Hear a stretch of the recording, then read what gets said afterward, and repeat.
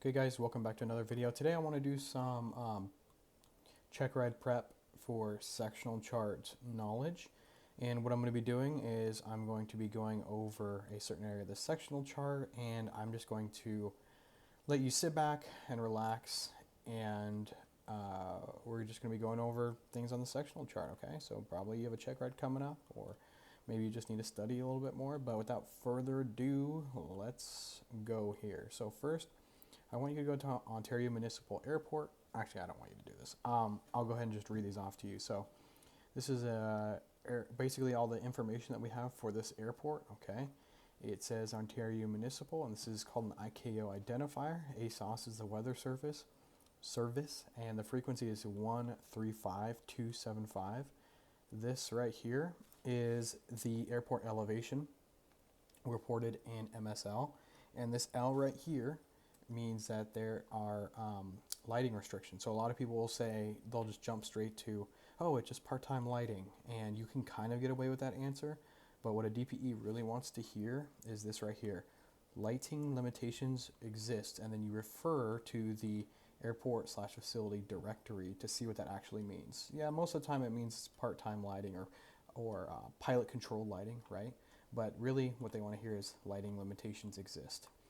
122.8, this C right here means that it's CTAF, and this glider right here, this G means that it's a glider, and glider activities out of this airport is really, really annoying.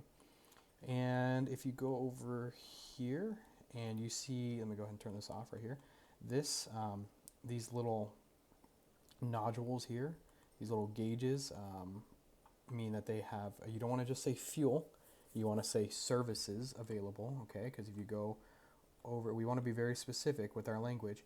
It means that services are available. It's not just fuel, but this means services, okay? So whenever you see these little nodules, these little gauges off the side, that means we have services.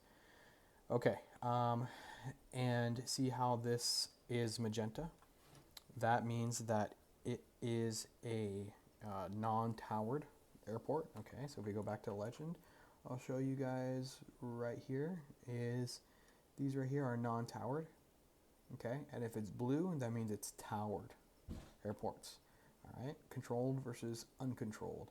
And then right here means that this airport has a beacon, okay? So whenever you see the star, that means a beacon. Right here you can kind of see, where is the star? I can't find where it is, but that means it has a beacon. And these, the way it's filled in also means something too, okay?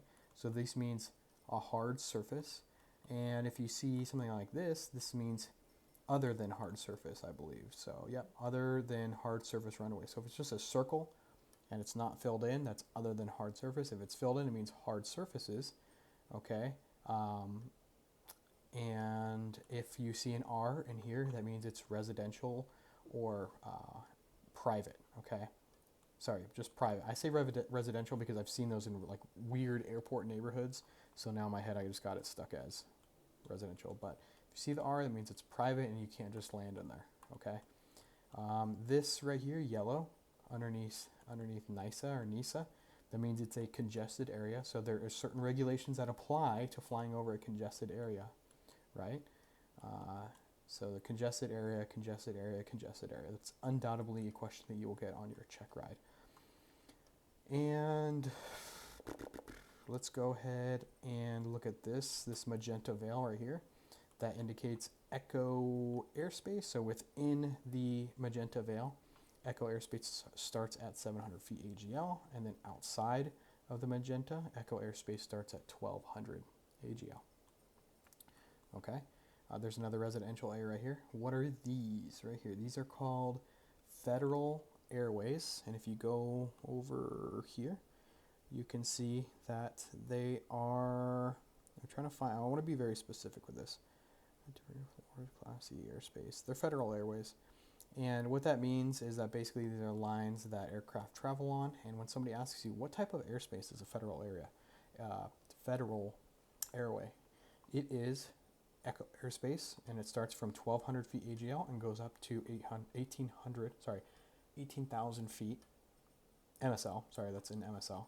And the diameter, god damn, I cannot speak today. The width of these are 8 miles total, 4 from the center, okay? And these are just the Victor Airway identification code. So when you're on this, you're on Victor Airway 4444. All right, and these right here is basically taking these quadrants. Like, let me give you a more clear example. If you see this 5-3, that means that it's an obstacle clearance, okay? So somewhere in here, right here, it's usually about, this means that if you fly at this altitude, you'll clear all the obstacles within this area. Correct me if I'm wrong, but I think it's about 400 feet. So if you see right here, it's 4975. It looks like this peak right here, so in this little quadrant, okay? And they're giving you about 400 to 500 feet. And if you fly the altitude, you'll be completely safe. Okay, you can kind of look right here. It's looks like the highest point is 59666, so it gives you about 400 to 500 feet. If you fly at 6,300, you'll be clear of that obstacle, okay? I think it's about 400 feet. Let's see, let's go down here. Okay, these are MOAs, all right, and it's like this inverted fence. This is a MOA, and the question that you're gonna get asked with this is that, can you just fly into the MOA? Yes, you can, but it's not recommended. How do you find out who controls the MOA? You go back to the legend, and it says the controlling agency and when this MOA is operated. I don't fly through MOAs without permission. Some people do, but I do not. And let's go to Class Charlie Airspace. If you see magenta ring, it kind of looks like an inverted top hat. That is Class Charlie Airspace. And if we go right here, we can kind of see this little button right here. That is a VOR. There are different types of VORs. Okay, there is VHF Omni Range VOR, VORTAC, and VOR DME. So if you remember VOR D for donut, it looks like the VOR is a donut inside of a box. That's how my instructor taught me, and it just stuck. And then the VORTAC, it looks kind of like militaristic, kind of futuristic technology, whatever. That's how I remember it, VORTAC. And then a regular VHF Omni Range VOR. That's just a regular old VOR, okay? So this right here is a VORTAC. And then you have this right here, which is the beacon, and the beacon actually sits at this part of the airport, okay? So on the south side of the airport. Now you see these two blue bars, it's blue, so that means it's a towered airport, right? And if you go over here and you look at the legend, it actually tells you that this is a hard surface runway greater than 8,069 feet, or same multiple runways less than 8,069. Let's confirm that, okay? If we go here and we read the airport information, it says Boise Air Terminal Gowan Field, BOI. The control tower, CT stands for control tower, is 118.1. Their weather surface, the ATIS, is 123.90, and this 290 is a different frequency, and that is for military personnel, okay? Here is the airport field elevation reported in MSL. We have lighting. So if you just see there's no star here, right? We go to the L, lighting and operation from sunset to sunrise, okay? So this tower is open 24/7. And then we have this 100. So that would mean that the runway is 10,000 feet. So if we go back here, look, it's more than 8,069. That's why it is. That's why it looks like that. Okay, that's why it's blue. And then you have your CTAF, which is 122.95. What can you do on the CTAF at towered airports like Charlie Airspace or Delta? If you see this, it means you can order fuel on this or rental cars, stuff like that. So once you're a certain distance out, you can switch to the CTAF. And you say, hey, I'm about an hour out. I'm requesting a rental car at this parking area or whatever. This right here, this dashed line, means that it is echo from the surface, okay, up to the preceding airspace. So it looks like it's echo from the surface up to 4,200.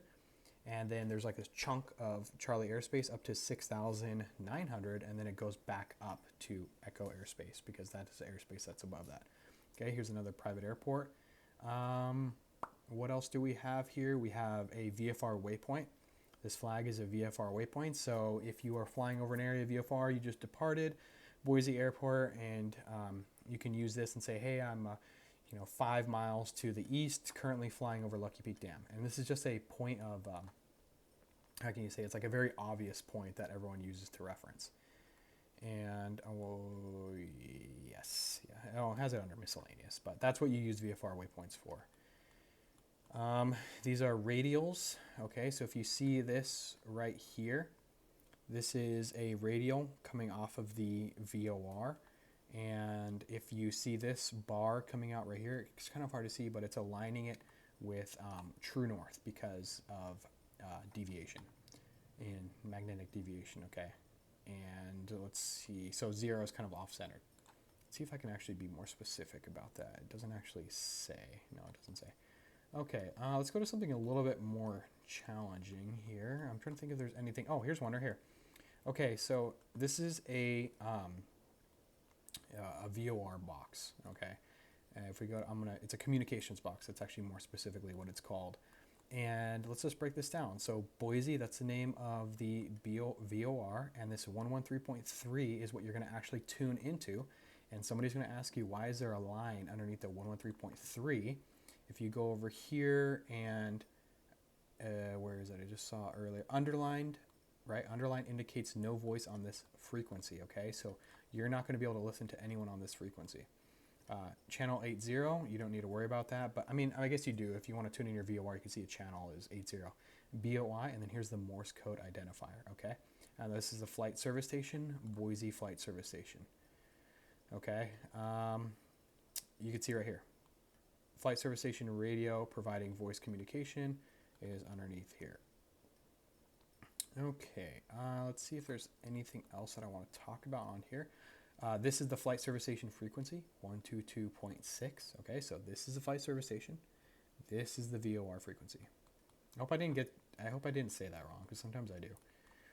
This is just saying that Big Sky approach contact. Big Sky approach within 20 nautical miles on 119.6, okay?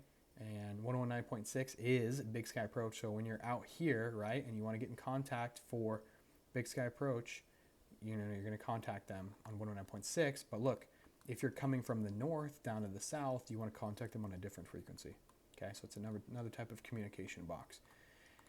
Let's go and look at these obstacles real quick, and then we'll move on to different parts of the airspace. So see right here, these are lighting obstacles and lighting.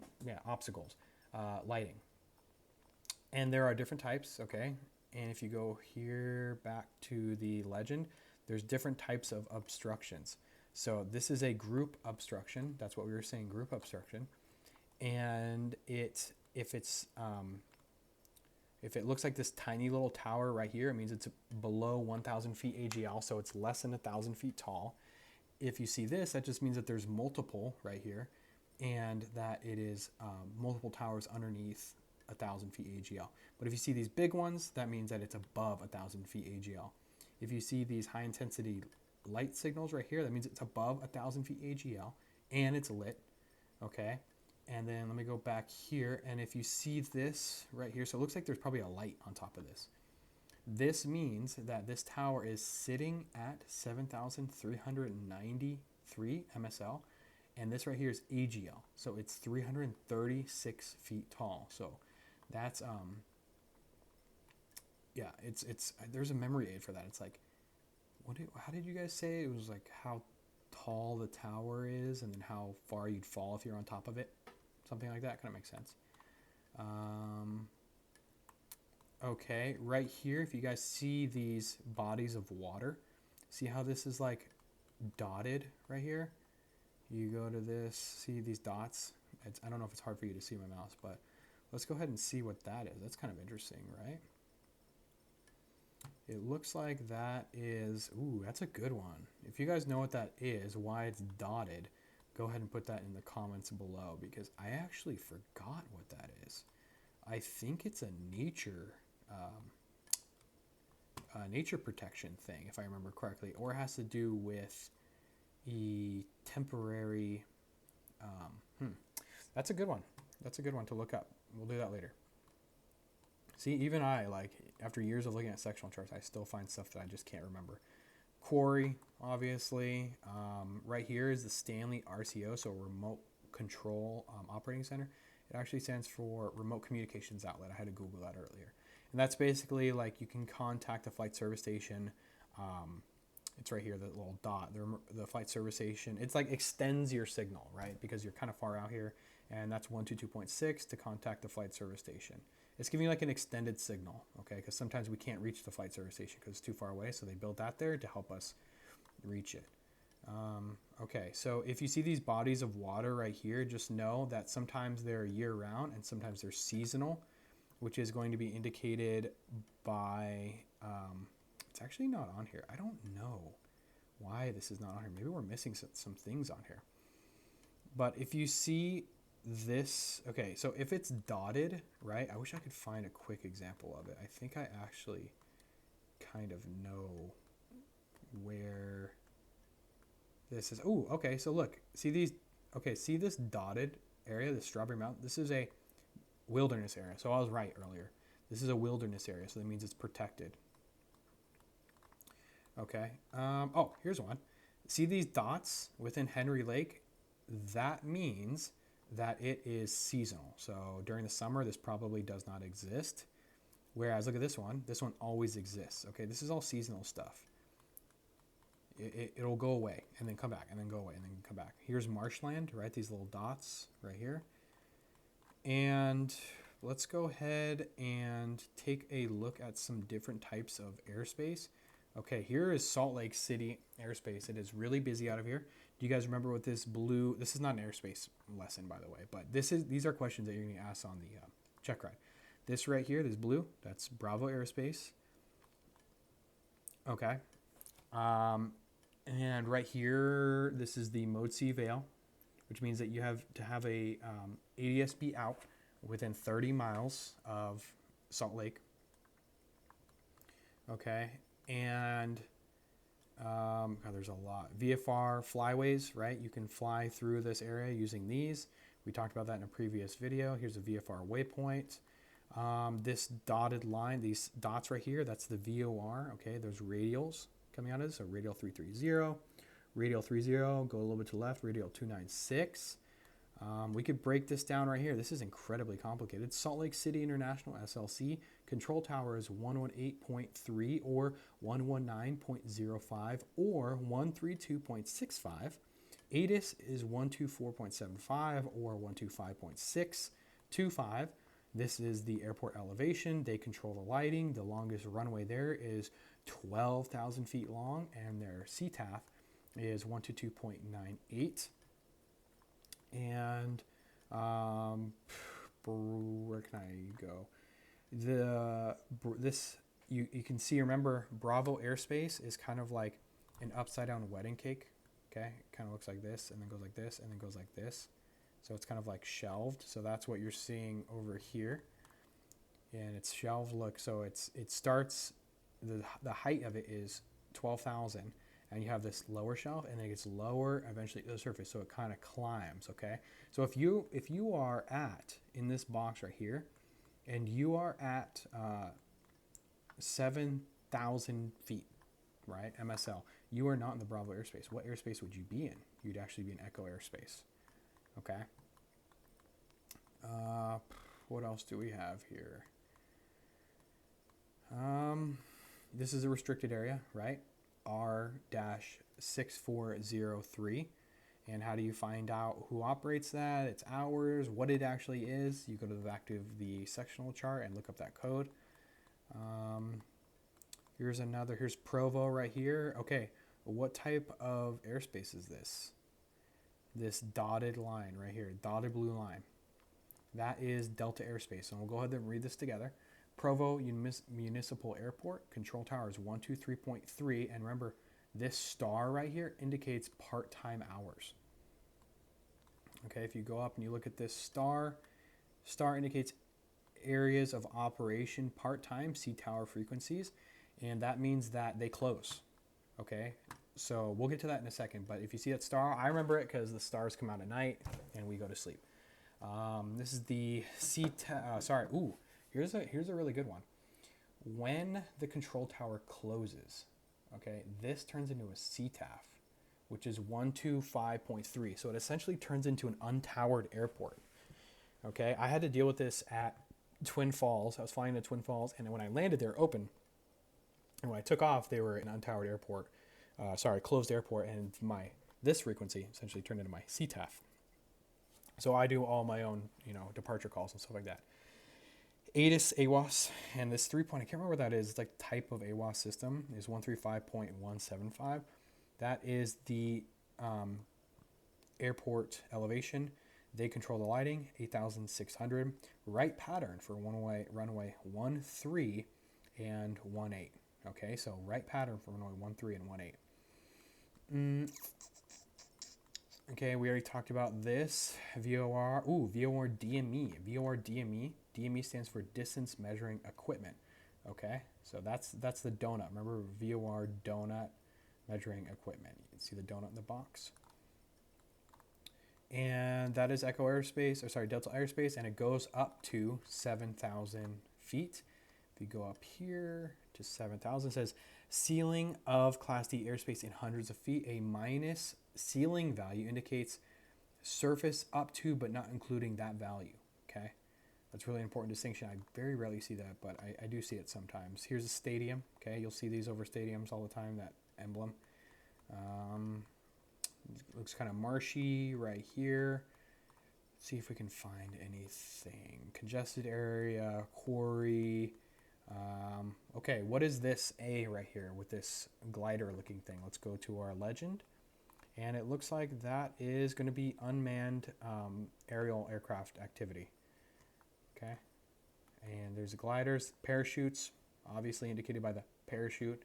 Here's some lighting obstacles, 310 feet tall. Here's a good one. I actually don't think I've seen this before. I'm assuming that means that aircraft is unsafe to land on, or it hasn't been checked by the FAA for safety. Yeah, so abandoned paved airports. Okay, so these are abandoned airports. They're no longer maintained. Anything else interesting here? This line right here, this magenta line. Okay, where is it? I'm looking for a specific number here. Okay, these are lines of variation. Okay, so east is least. We're going to subtract this, and when it comes to our flight planning, and where is it? I want to get the actual definition of it. I don't think it's going to have it in here. But when it comes to your flight planning, right, this is the line of variation that you're going to use. Okay, sometimes you'll see it west, sometimes you'll see it east. But when somebody asks you, what is this dotted line? You say, it's a line of variation. Okay. Restricted areas. All right. Can we fly through a restricted area? I actually forgot if you can. No, you can't. I just say no. And then if they ask me, when can you? I have to usually...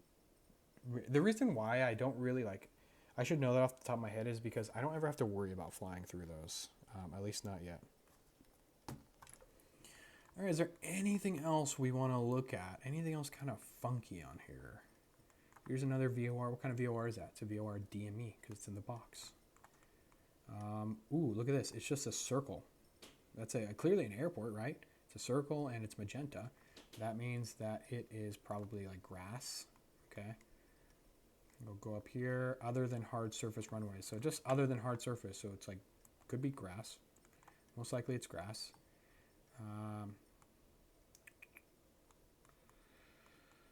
Okay, we went through Bravo Charlie Delta airspace. I want to find you. Okay, let me give you guys a little memory aid in here.